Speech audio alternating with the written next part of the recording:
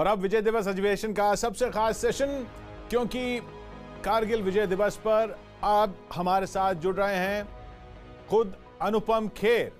और सेशन खास इसलिए क्योंकि अनुपम खेर से बातचीत करेंगे हमारे जवान, आईटीबीपी के जवान हमारे साथ हैं। अनुपम जी, सबसे पहले तो स्वागत है आपका। अब एक तो आपका परिवार भी अभी एक जंग लड़के आ रहा है, जंग जीत के आ रहा है कोरोना के खिलाफ, सब कुछ ठीक है? जी जी, वो तो कोई भी जंग नहीं है। जो जंग हमारे जवान लड़ते हैं वो असली जंग है। ये तो डॉक्टर्स ने बहुत बड़ा हाथ निभाया, उसमें बहुत सारे लोगों ने दुआएं की, प्रार्थना की, मगर जो जंग हमारे जवान लड़ते हैं उसमें उनको मैं हमेशा नतमस्तक होकर प्रणाम करता हूं। और आज मेरी आप उनसे बात करा रहे हैं, मुझे इस बात की बहुत खुशी है। जय हिंद उन सबको मेरी तरफ से। जी हाँ, तो बिल्कुल समय वेस्ट न करते हुए सीधा चलते हैं हम आईटीबीपी के जवानों के पास। हमारे साथ अमित पांडे हैं। अमित, अनुपम जी की आवाज पहुंच रही है? जी किशोर, बिल्कुल पहुंच रही है। तो और हमारे साथ यहाँ पर हम आईटीबीपी के 39 बटालियन में हैं किशोर, और आईटीबीपी के ये जवान हमारे साथ मौजूद हैं और हम इनसे अभी ये बात करते हैं किशोर। और हमारे साथ आसिम जी हैं। ये कुछ किशोर सवाल पूछना चाहते हैं, अगर आप कहें तो हम इनसे सवाल जी बिल्कुल बिल्कुल शुरू करें। आसिम जी पूछिए अनुपम जी से। तो हमारे साथ ये आसिम जी हैं और डिप्टी कमांडेंट हैं, अनुपम खेर जी हैं। तो जरा आप बताइए क्या कहना चाहेंगे? सबसे पहले तो अनुपम जी को बहुत बहुत नमस्कार। नमस्कार। मैं अनुपम खेर जी से ये पूछना चाहता हूँ कि वर्ष 1992 में उनकी एक फिल्म आई थी शोला और शबनम, मेजर आई एम लाठी, निदेशक डेविड धवन साहब ने। जी जी जी, उसमें अनुपम खेर जी ने एक रोल किया था मेजर आई एम लाठी का। जी जी जी, तो जिसमें वो श्रीदेवी जी के बहुत बड़े फैन बने हैं। तो मैं ये अनुपम जी से पूछना चाहता हूं कि अनुपम साहब ये बताएं कि आपको ये रोल करने से पहले क्या आपने कुछ आर्मी या पैरामिलिट्री फोर्स के कैंप में गए, कुछ सीखा?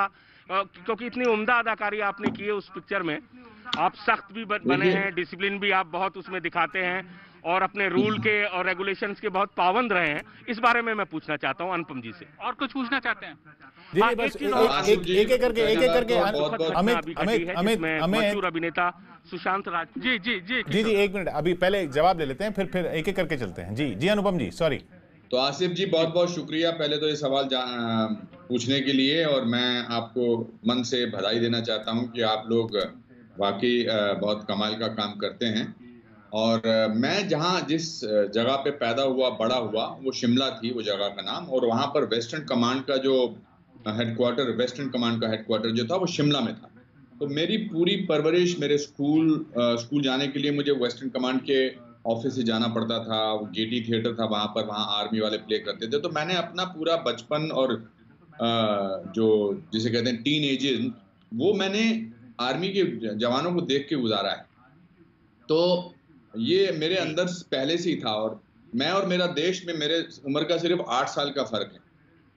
मैं देश से 8 साल छोटा हूं, और ये जज्बात मेरे अंदर देश को लेकर बड़े शुरू से हमेशा से रहे हैं। और मैं इसीलिए मैंने प्रोग्राम के शुरू में कहा था कि मैं बहुत मान रखता हूं, बहुत इज्जत रखता हूं, और आपके लिए रोज सुबह शाम प्रार्थना करता हूं।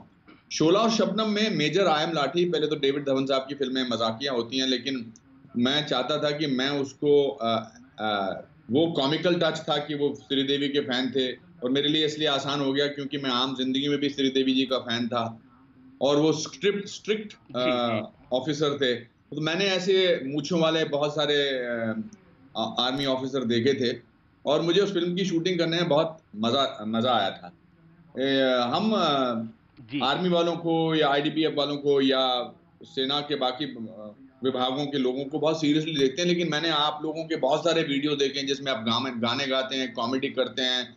मैंने वेस्टर्न कमांड वालों का जब प्ले किया था तो वो किया था, इसलिए मैं उस फिल्म में वो लोगों को, आपने देखिए 92 की फिल्म आपको अभी तक याद है, तो मुझे बड़ा अच्छा लगा था। मैं क्योंकि और जहां हमने शूटिंग की थी ऊटी में, उसकी शूटिंग की थी, तो ऊटी में भी एक बटालियन थी वहां पर, तो उनको मिलता रहता था। तो मुझे कोई ऐसा ज्यादा रिसर्च करने की जरूरत नहीं पड़ी। हाँ, कॉमेडी पे थोड़ा रिसर्च करना पड़ा, और मैं ऐसी कोई हरकत नहीं करना चाहता था जिसमें ऐसा लगे कि मैं किसी भी तरीके से आर्मी वालों का या सेना के बाकी लोगों का अपमान कर रहा हूँ। बट एंटरटेनिंग थी मेरे। इनफैक्ट अगर मेरे 10 या 12 मैं आप मुझसे पूछें बेस्ट रोल्स कौन से हैं, तो शोला और शबनम उनमें से एक होगा। मेजर आई एम लाठी, मेजर आई एम लाठी जी। जी अनुपम जी, आपने जिक्र किया कि बहुत कलाकार भी होते हैं, वो वैसे कुछ कलाकार हमारे साथ अभी आईटीबीपी कैंप में भी है, अभी वो भी अपनी कला का मुजाहरा करेंगे। जी एक और सवाल आ रहा है शायद। हाँ जी बोलें। हाँ अनुपम साहब, ये मैं पूछना चाहता हूँ, अभी एक बहुत दुखद घटना हुई है, आपने सुना होगा, एक हमारे बहुत उभरते हुए और बहुत ग्रोइंग कलाकार सुशांत सिंह राजपूत, जिन्होंने खुदकशी की है। बड़ा अफसोस होता है ये सब घटनाएं सुन के। अनुपम साहब, आप इनको कैसे लेते हैं, किस नजरिए से आप देखते हैं कि ये क्या वजूहात हो सकते हैं? क्योंकि मैंने उनके साथ काम किया था धोनी में, मैं उसमें उनके पिता का अभिनय मैंने निभाया था, और चूंकि कहानी बेशक क्रिकेट की पृष्ठभूमि पर थी, मगर बाप बेटे की कहानी थी कि धोनी जो है वो अपने पिताजी को गर्वित महसूस कराना चाहता है, और इसलिए मैंने सुशांत के साथ काफ़ी इवनिंग्स गुजारी। शूटिंग से पहले या शूटिंग के दौरान भी हम कभी कभी वॉक पे जाते थे। तो बहुत ही ब्राइट लड़का था और बहुत ही उत्साहित रहता था हमेशा। तो उसकी जो सुसाइड की खबर सुनकर मुझे बहुत ही अचंभा भी हुआ और दुख भी हुआ, और इस बात का भी अफसोस हुआ कि मैंने कभी उसको फ़ोन नहीं किया, क्योंकि मैं यहाँ पर पिछले 2 साल से न्यूयॉर्क में काम कर रहा हूँ। तो देखिए, असली कारण तो उसका वो खुद ही जानता होगा, या बट मुझे अफसोस है कि अगर डिप्रेशन की वजह से या किसी और वजह से उन्होंने खुदकुशी की है, तो ऐसा नहीं होना चाहिए था। काश उनके आसपास वाले या जिनसे वो रिश्ता निभाते थे, काश वो उनको उस हालात से बाहर निकाल सकते। अब चूंकि फिल्मों में ये फिल्म के बहुत बड़े हीरो ने क्योंकि ये सुसाइड किया था, इसलिए ये बात खबर फैल जाती है। लेकिन बहुत सारे लोग जीवन में निराश होते हैं, और निराश होने के बाद जैसे स्कूल के एग्जाम्स के दिनों में बहुत सारे बच्चों, रिजल्ट्स के दिनों में बहुत सारे लोगों को ऐसा मैं मोटिवेशनल लेक्चर देता हूँ। पर कुछ भी कहा जाए, एक बहुत ही अफसोसजनक बात थी, और मैं भगवान से उसकी आत्मा की शांति की प्रार्थना करता हूँ। और मैं उनके पिताजी का दुख वो तो उसमें कोई सानी नहीं है, मगर अगर हम मिलकर उनके पिताजी के दुख का, उनके परिवार वालों का, उनकी बहन का दुख बांट सकें, उनको ये महसूस करा सकें जो हम करा रहे हैं पिछले 1 महीने से, कि बहुत सारे लोग उनको चाहते थे और बहुत सारे लोग उनके प्रेमी थे।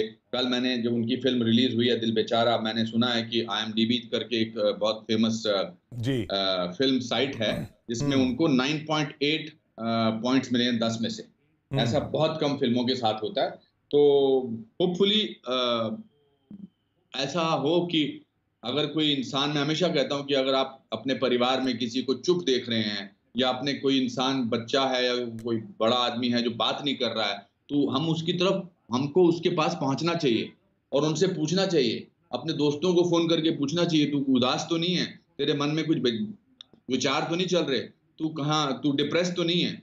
तो यही है, ये एक महंगी सीख है, लेकिन हमको ये सीखना चाहिए कि हमको अपने कंफर्ट जोन से निकलकर लोगों तक पहुंचना बहुत जरूरी है, क्योंकि मेंटल हेल्थ जो है वो बहुत इंपॉर्टेंट है जी। अब मैं जानता नहीं उन्होंने किन परिस्थितियों में सुसाइड किया या क्या हुआ, मगर मैं प्रिज्यूम कर रहा हूं कि वो शायद उदास थे और ऐसा उन्होंने किया।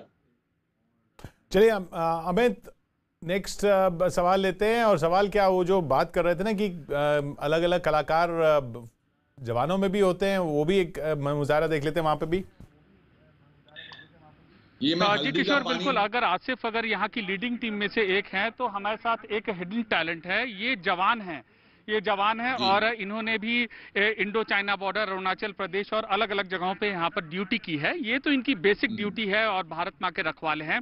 कुछ इनका टैलेंट हम किशोर इनसे जानते हैं, कुछ हमें बता रहे थे। सर नमस्कार, जय हिंद।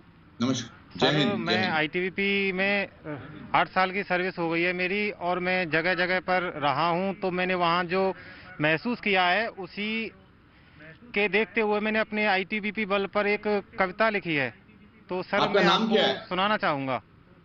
आपका नाम क्या क्या है? नाम है आपका? सर मेरा नाम कांस्टेबल जीडी महेश चंद। ओके, मैंने सर सुनाइए एक सुनाइए। कविता लिखी है, आप उसे सुने। जी जी। ऊंची ऊंची बर्फीली चोटियों पर कैसे कैसे तुम चढ़ जाते हो, ऊंची ऊंची बर्फीली चोटियों पर कैसे कैसे तुम चढ़ जाते हो, इसीलिए तो दोस्तों तुम हिमवीर कहलाते हो, ऊंची वाह। ऊंची चोटियों पर दोस्तों कैसे कैसे तुम चढ़ जाते हो, है गर्मी से तुम्हारी यारी बर्फों से गहरा नाता है, हौसला देख तुम्हारा दुश्मन थर थर थर थर्राता है, शान वाह। तिरंगा है तुम्हारी जान तिरंगा है, देश के लिए हिमवीर तुम हद से गुजर जाते हो, ऊंची ऊंची बर्फीली चोटियों पर कैसे कैसे तुम चढ़ जाते हो, ऊंची ऊंची चोटियों पर दोस्तों कैसे कैसे तुम चढ़ जाते हो। तो ये वाह। इनका एक परफॉर्मेंस था वाह, यहाँ पर। वाह, और वाह, वाह। ये हिमवीर हैं बहुत अच्छा। क्योंकि हिमवीर इसलिए कि भारत तिब्बत सीमा पे, भारत चीन सीमा पे बर्फीली जो चोटियां हैं वहां पर इनकी ये तैनाती होती है, और जी। इन्होंने इस तरीके की यहाँ पर कविता कंपोज की है। अनुपम और जी, हमारे आप- साथ एक सवाल है अनुपम जी के लिए। जी, अगर हम- बिल्कुल, अगर बिल्कुल ये लीजिए। पहले तो मैं हैं, पहले एक तो मिनट, मैं एक आपको मिनट, एक मिनट, पहले ये अमित। जानना हाँ। चाहता हूँ कि इस समय कहाँ स्टेशन है ये? पूछना चाहती हैं। इस समय ये बटालियन कहाँ स्टेशन है? And welcome in ITBP camp. Sir, this is Constable GD Shilpi Tyagi. And sir, I just want to one question now. Sir, ji. in future अगर आपको किसी फिल्म में कोई आर्म फोर्स से रिलेटेड कोई role offer किया जाता है, तो सर आप कौन सा रोल प्ले करना पसंद करेंगे? देखिए Shilpi, thank you for asking me this question. I am very attracted as a person to uniforms, because I think uniform जो है वो Thank you, उसमें उसमें एक डिसिप्लिन है, यूनिफॉर्म में एक कोड ऑफ कंडक्ट है, यूनिफॉर्म वाले पर हम भरोसा करना चाहते हैं। आप यूनिफॉर्म वाले को देखते हैं तो आपको लगता है कि ये इस इंसान को या इस आदमी को या इस महिला के पास हम पहुंच कर सकते हैं, तो हमारे को वो अपनी शरण में लेंगे और हमारी देखभाल करेंगे। पहला तो उसका ये एस्पेक्ट है। दूसरा उसका फिजिकल एस्पेक्ट ये है कि यूनिफॉर्म में इंसान बड़ा स्मार्ट लगता है। आम जिंदगी में आपको यूनिफॉर्म जो है अगर आप पहन लें तो आपको मजबूर करती है कि आपको सीधे अटेंशन ही खड़ा होना पड़ेगा। आप यूनिफॉर्म में बहुत कम लोग हैं जो स्लॉपी नजर आते हैं। तो I have great respect for people with uniforms, whether it's air force, whether it is navy, whether it is ITBP, whether it is home guards, whether it is any army or anything.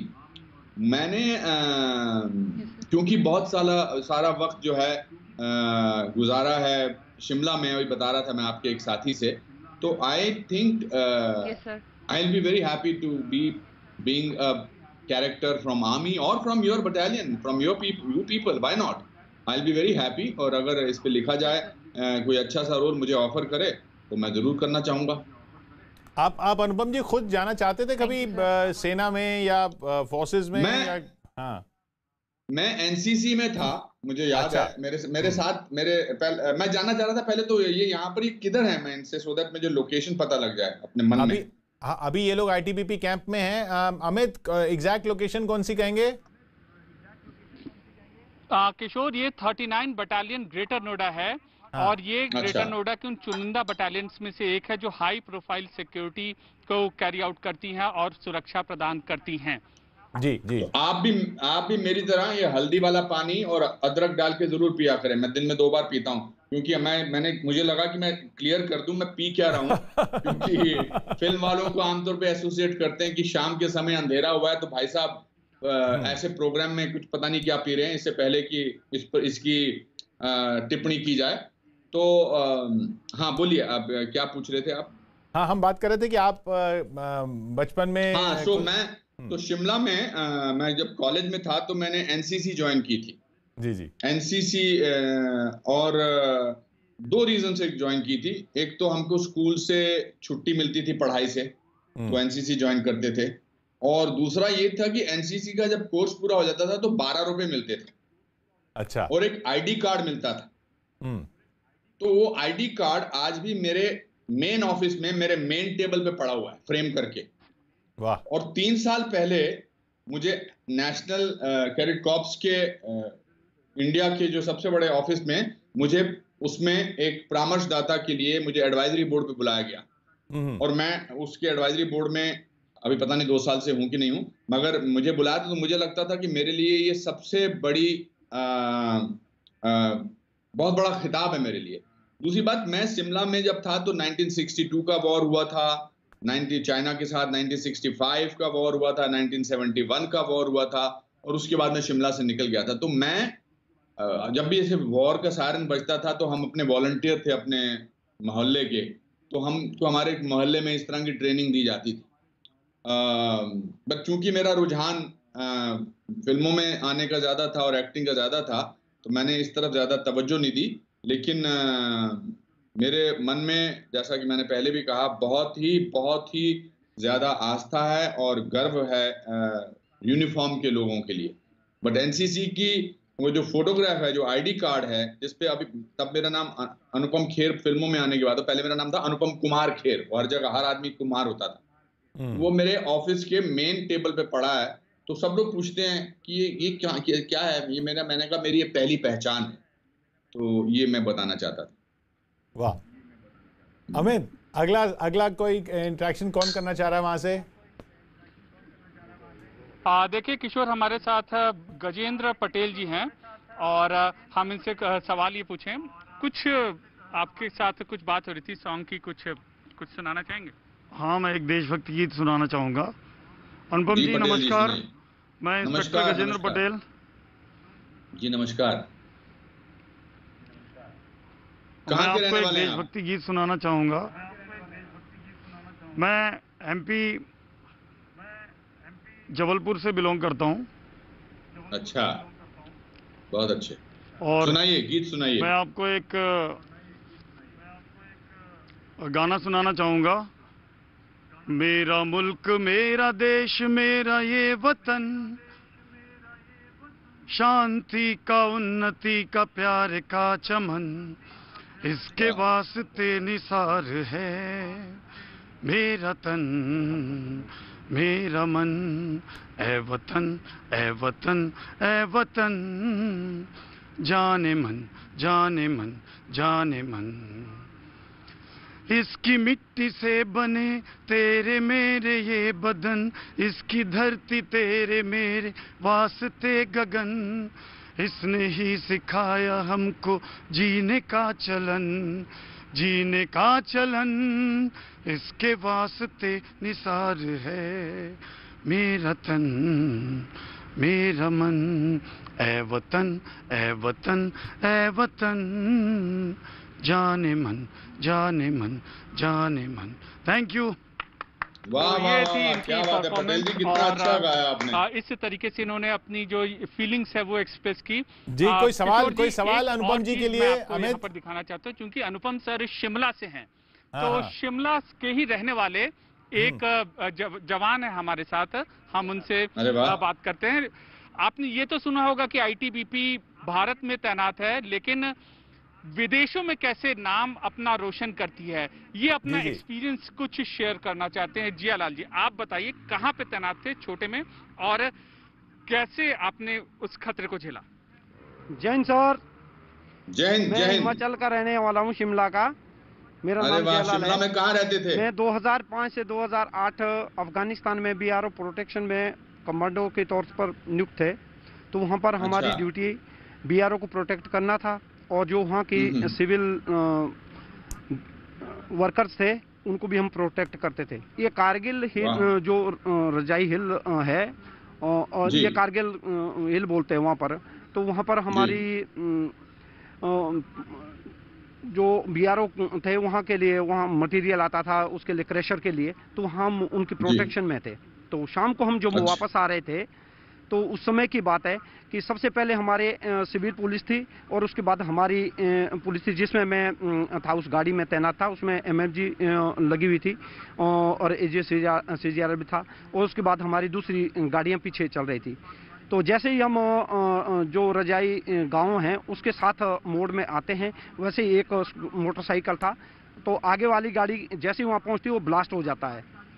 तो blast हो जाता है तो कुछ जो वहाँ civil police के थे वो घायल होते हैं और वो आगे चले जाते हैं। तो मैं तुरंत पीछे वाली गाड़ियों को स्टॉप कर देता हूँ और अपनी गाड़ियों को आगे जो 3 राह जाती है वहाँ पर डिप्लॉय कर देते हैं।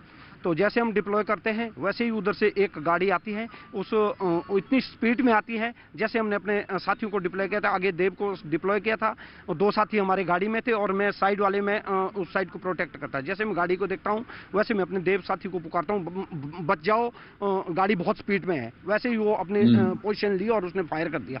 फायर किया तो वैसे ही वो जो गाड़ी है उसमें मानव बम लगा था, वो गाड़ी ब्लास्ट हो जाती है।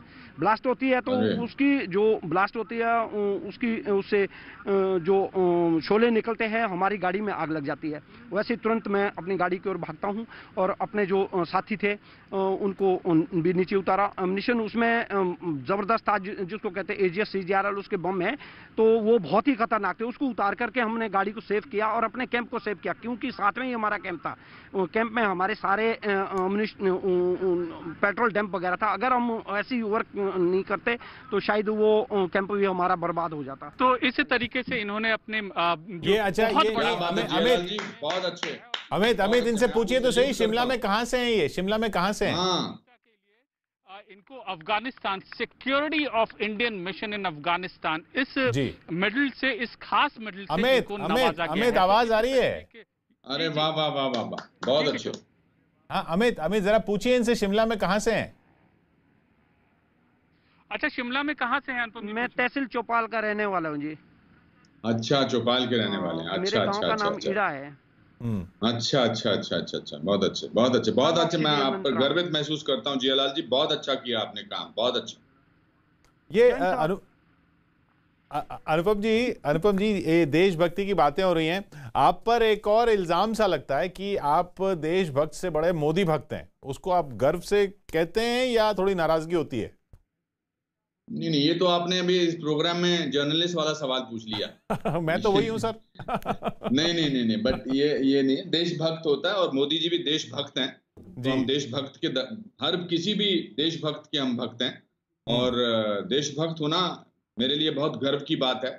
और मोदी जी भी देश के बहुत बड़े भक्त हैं, और अगर वो देश के भक्त हैं तो हम उनका प्यार देखिए आप सिक्योरिटी फोर्सेस के लिए, उनका प्यार देखिए कि अभी लद्दाख में जाकर उन्होंने क्या बोला, उनके हर स्पीच सुनिए कि इससे पहले पता नहीं कोई बोलते थे कि नहीं भारत माता की जय या वंदे मातरम। तो ये तो आप एक फौजी से पूछिए कि उनके क्या विचार है मोदी जी के लिए। चलिए मेरी तरफ से आप यहाँ पर जो बैठे हैं उनमें से किसी को भी पूछिए कि वो मोदी जी के बारे में क्या बोलते हैं। सिंस आपने ये सवाल ले आए हो तो अब मेरा सवाल आपसे गुजारिश है इनसे पूछने के लिए। किसी भी जवान को ले लीजिए। वो तो सर देखिए वो तो नहीं, मैं जानना चाहता हूँ। अब मैं इस प्रोग्राम पे किसी जवान के आईटीबीपी के जवान के सवाल जानना। अमित जी किशोर। हाँ, अनुपम जी जो बोल रहे हैं वो किसी से पूछिए जी। सवाल भारत के प्रधानमंत्री के बारे में उनके क्या विचार हैं? हमारे साथ एक हिम वीरांगना है और महिला ये जवान है, महिला कांस्टेबल है। मोदी जी के बारे में क्या ख्याल है? अनुपम जी पूछ रहे हैं। नमस्कार सर, मैं सिपाही जीडी मुकेश भाई। सर मोदी जी जो कर रहे हैं क्वारंटाइन वगैरह वो अच्छे के लिए कर रहे हैं, देश की भलाई के लिए सर। और उनके जो जज्बात, जो उनके ख्यालात फौज के लोगों के लिए है या सिक्योरिटी फोर्सेस के लिए है? सभी को नहीं, जो उनके मेरे से अभी किशोर जी ने एक सवाल पूछा कि आप देशभक्त भी हैं और आप मोदी जी के भी भक्त हैं, तो मैंने उनसे कहा कि मोदी जी देश के जवानों के बारे में इतना सोचते हैं, तो हम किसी से पूछते हैं कि देश के जवानों के बारे में जो मोदी जी सोचते हैं उसके बारे में आपका क्या ख्याल है?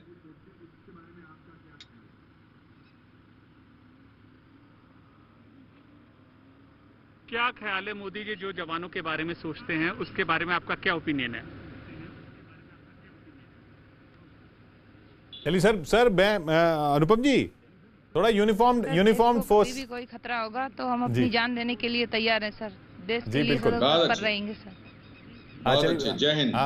अनुपम जी मैं आप पे तो प्रेशर डाल सकता हूँ लेकिन यूनिफॉर्म फोर्स पे नहीं डालते हैं। आगे बढ़ते हैं, आप उनसे सवाल लेते हैं। जी अब अनुपम जी से कौन बात करना चाह रहा है? अमित।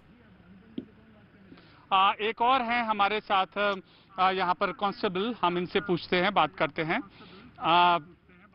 ये है किशोर हमारे साथ कांस्टेबल ललित कुमार हैं, ललित कुमार जी हैं, क्या पूछना चाहते हैं? नमस्कार सर। नमस्कार ललित जी, क्या हाल चाल है? जो कि बॉर्डर एरिया में पोस्टेड है और हम -50 डिग्री टेम्परेचर में सर्विस करते हैं। आईटीबीपी के बारे में सबसे खास बात आपको क्या लगी, इसके बारे में सर आप क्या कहना चाहेंगे सर? मुझे लगता है कि देखिए आप -50 पे काम करते हैं और जो सियाचिन पे काम करते हैं या आप गर्म इलाकों पे भी बात कर जाते हैं, आई थिंक आपका जो जज्बा देश के प्रति है उससे हमें बहुत कुछ सीखना चाहिए और उस सीख को दुनिया उन मूर्खों तक भी पहुंचाना चाहिए जो कभी कभी मूर्खतापूर्ण बातें करते हैं। आप हैं तो हम सुरक्षित है अपने घरों में, आप हैं और आप को हम सिर्फ एक वर्दी में लिपटे हुए इंसान नजर नहीं आने चाहिए, क्योंकि आपके परिवार वाले भी हैं, आप किसी के भाई हैं, किसी के पुत्र हैं या किसी की पुत्री हैं या किसी के पति हैं। तो जो जज्बात आप हमारे देश के प्रति दिखाते हैं, हमारे वही जज्बात आपके प्रति हैं और आपके परिवारों के प्रति है। और जितना भी आपकी तारीफ की जाए, जितना भी आपका शुक्रिया किया जाए उतना कम है। तो मैंने इसीलिए प्रोग्राम शुरू होने से पहले नतमस्तक होकर आपको प्रणाम किया कि आप सब कुछ अपने ठाट बाट, आराम, ऐश, ये सब चीजें छोड़कर आप देश की रक्षा करते हैं। -50 में जाते हैं, +50 में भी जाते होंगे, तो उससे बड़ी त्याग की भावना और क्या हो सकती है। मैं उस त्याग की भावना को सलाम करता हूं, सैल्यूट देता हूं। जी बिल्कुल सर।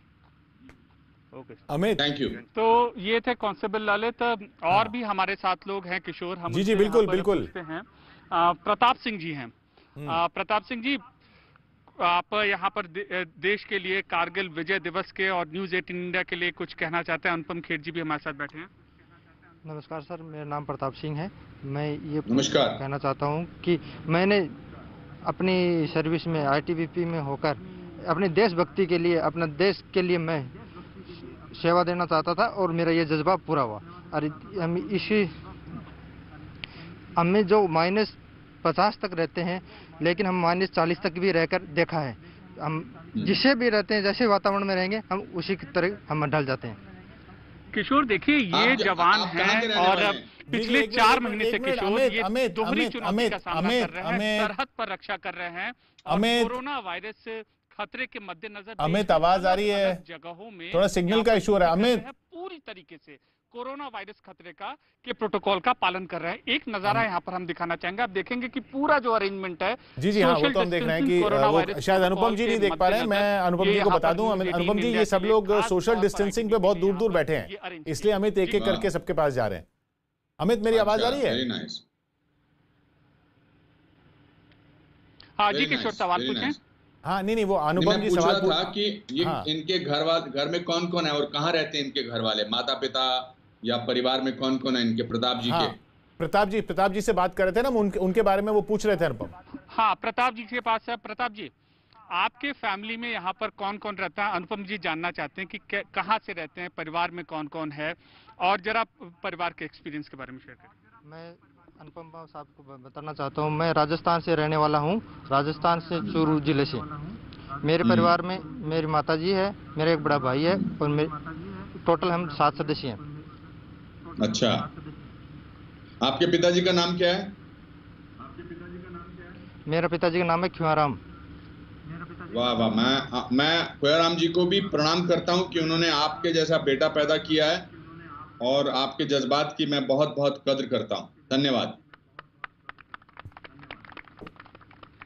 चूरू वो इलाका है जो देश के सबसे गर्म इलाकों में से एक है। जी जी बिल्कुल। और वहां से जाकर ये इतने ठंडे इलाके में करते हैं तो इनका जज्बा ये देखने लायक यहाँ पर है। चलिए अब वक्त क्योंकि अनुपम जी से हमने 8 बजे तक का ही लिया हुआ है, तो अनुपम जी लास्ट में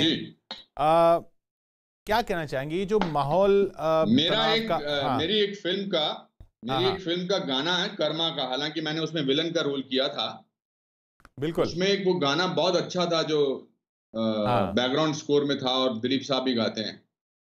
मैं इनके लिए वो गाने की 2 लाइनें पंक्तियां गा के सुनाना चाहता हूं। मैं बहुत अच्छा तो नहीं गाता हूं, मगर जज्बात मेरे जुड़े हुए हैं जिंदगी से। हर करम अपना करेंगे ऐ वतन तेरे लिए, दिल दिया है जान भी देंगे ऐ वतन तेरे लिए। मुझे आपसे बात करके बहुत अच्छा लगा दोस्तों। भगवान आपको लंबी आयु दे, आपके घर वालों का ख्याल रखे, आप कोरोना में अपने सोशल डिस्टेंसिंग बना के रखिए और देश की सेवा करते रहिए। देश के 130 करोड़ लोगों के मन में आपके प्रति बहुत श्रद्धा है, बहुत गर्व की भावना है। बहुत बहुत शुक्रिया आईटीबीपी कैंप का भी, और बहुत बहुत शुक्रिया आपका अनुपम जी हमारे साथ इस कार्यक्रम में जुड़ने के लिए। भी कि मैं बहुत शुक्रगुजार हूं आपके चैनल का कि जिन्होंने ये एक अनोखा प्रोग्राम सोचा और मुझे इसका मौका दिया इन जवानों से बात करने के लिए। धन्यवाद। जी बहुत बहुत शुक्रिया। कोरोना वक्त में ये थोड़ा मुश्किल था, थोड़ा सोशल डिस्टेंसिंग में करना पड़ा, लेकिन बहुत अच्छा लगा आपको इस कार्यक्रम में देखकर, और आईटीबीपी के जवानों को बहुत अच्छा लगा, उनका भी हम धन्यवाद करना चाहते हैं। बहुत बहुत शुक्रिया अनुपम जी।